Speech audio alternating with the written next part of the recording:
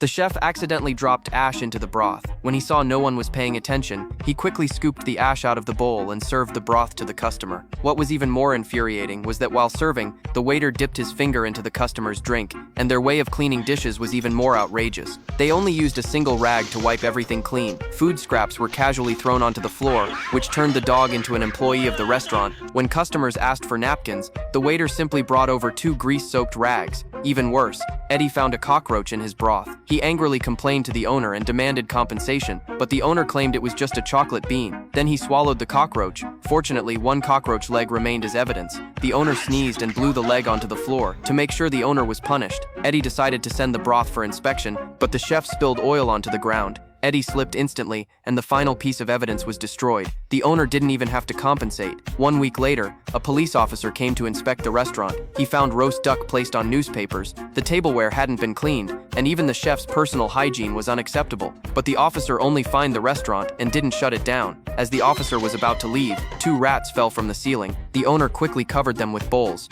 Soon, 2 more rats fell down. The chef immediately covered them with bowls as well. When the officer asked what he was doing, he claimed he was practicing yoga. However, the danger was far from over. More and more rats fell into the restaurant. Luckily, the staff covered all of them with bowls, but the officer realized something was very wrong. The owner tried to grab more bowls to distract him. The officer decided to check the bowls himself. When a rat fell onto his face, it meant this filthy restaurant would finally be punished.